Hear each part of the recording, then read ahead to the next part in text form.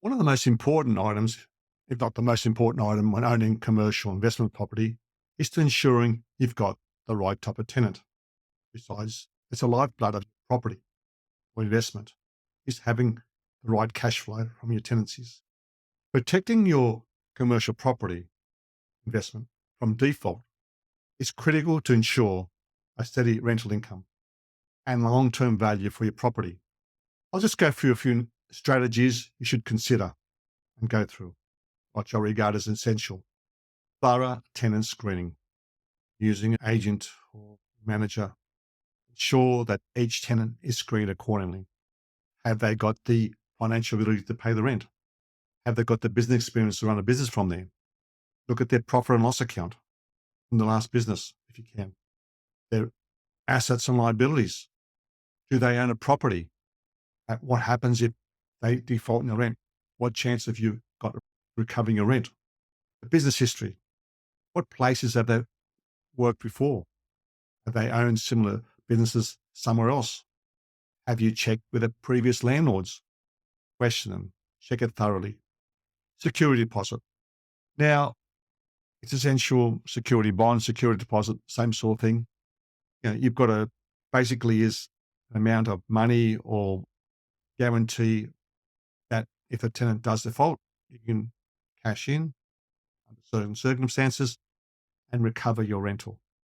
Usually it's around about 3 months in my experiences over the hundreds of leases I've done over the years. But, from high quality upmarket retail could be 6 months, if not more, for very large, high profile, large leases, and could be as low as 1 or 2 months for your normal small location, fair quality buildings. And depending on the economy, what you can get away with. But usually, if you have problems getting a decent bond off them or rent a deposit, security deposit, could be alarm bells down the track. So it's very important to know this. May need, this is typical because you've got immigration happening all the time and the person has only been new to the country and they may seem like nice sort of people, maybe experienced, but they're currently trying to buy a property. They're renting at the moment. They've got not much of a business history. They do show a lot of ability, but you can't prove what they did overseas. Ask them for a co-signer, usually someone who's got that experience. So if something goes wrong, you've got something to fall back on. So in the lease, it's normally under a company name, but I always insisted that we have personal guarantees. So you're not up against a $2 company. Goes broke, your personal guarantees, which you've covered with your research on your assets and liability, previous business history. Lease structure. This is very important. You may have a situation where in a bad economy where things are not so certain, people are not sure how the business might go, even though they've got good history, they're not sure how things will turn worldwide, economy, which we can't avoid. Maybe a short lease, maybe. Obviously, in a good economy, things are going well. Long-term leases. Because short lease, I'm in by 1, 2, or 3 years. Long-term leases, maybe 6, 8, 10 years plus. You've got things change all the time. In a 10-year lease period, things that go high and they're low and whatever, they can usually weather the downturns.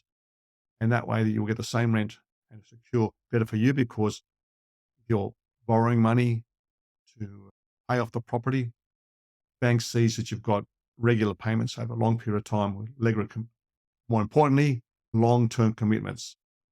Long-term commitments from your tenant relates to a long-term commitment from you to pay the loan. Regular communication. This is critical. When you've got an outside manager looking after it, obviously managing plenty of properties, can't keep up, they don't know what's going on, or not too involved with the property. And sometimes things start going a bit slow. You don't get notified before you're 2, 3, 4 months behind in rent, hasn't been chased up by the manager, and you're in a very awkward situation. I found I was managing properties. If I see a tenant behind their rent, simply go talk to them. Doesn't mean they're bad people. They don't want to pay your rent. Most times it is something beyond their control. Maybe they're waiting for a new loan from the bank. Maybe they're going through health problems. Maybe they're going through some sort of short-term financial difficulties at the time. There may be a downward pressure on that particular type of business. They may be looking at restructuring. They might have lost a key employee, or there's all sorts of reasons why this will happen.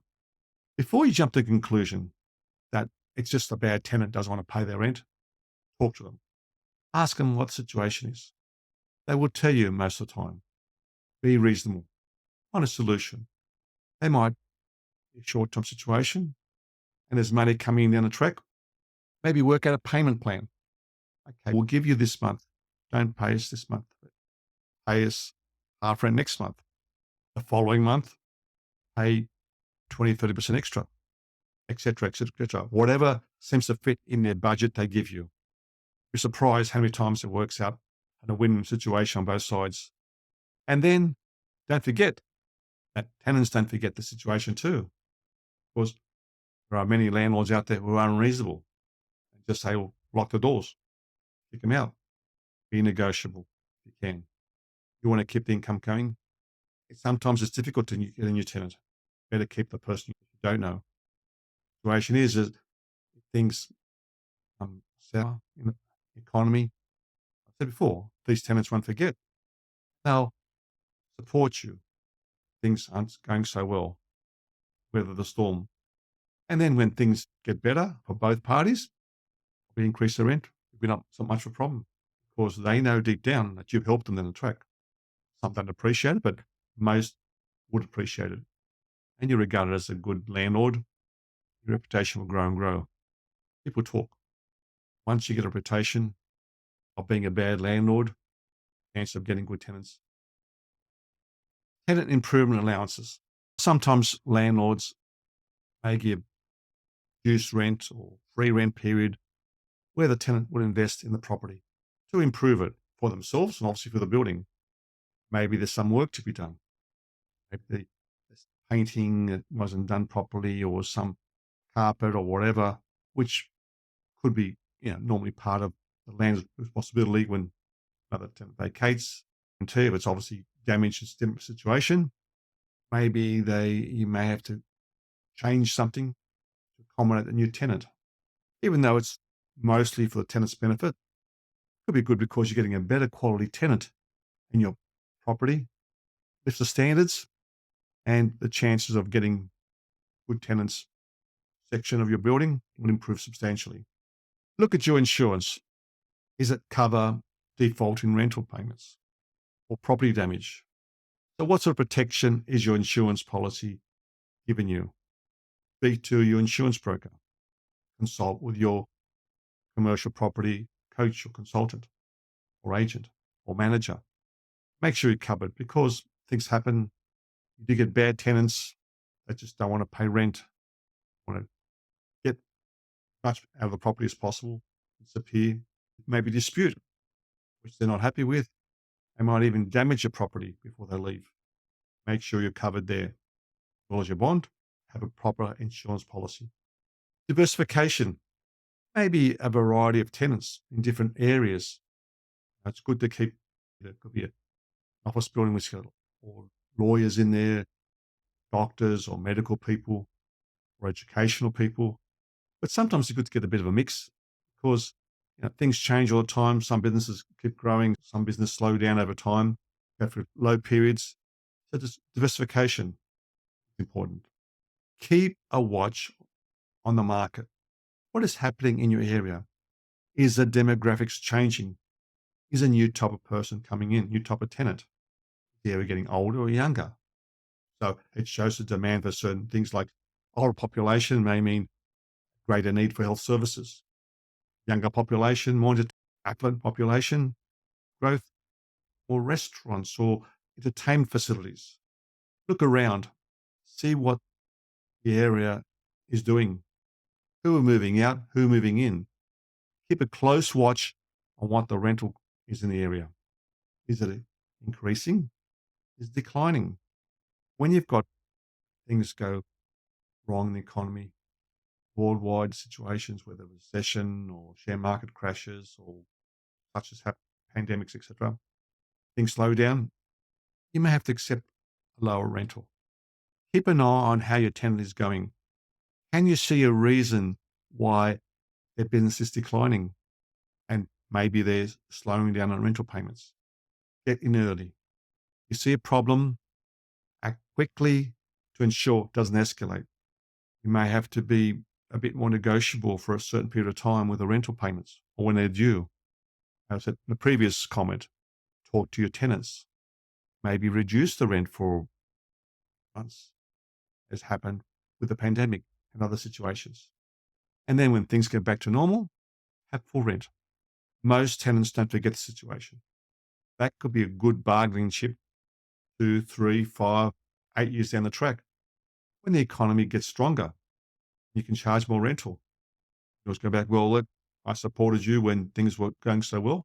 We suffered a bit. We still had to pay our bank the same interest rates, etc., that everyone else had to pay. So they understand you need to recoup your money. So I would suggest talk to an experienced property consultant. Ensure that you're getting the right type of tenant. Both of you are happy for a long time and keeps value of your commercial investment property. It enhances it down the track. Property managed buildings get a premium down the track. Do these things, you enhance your chances of getting a premium price when eventual time comes to sell.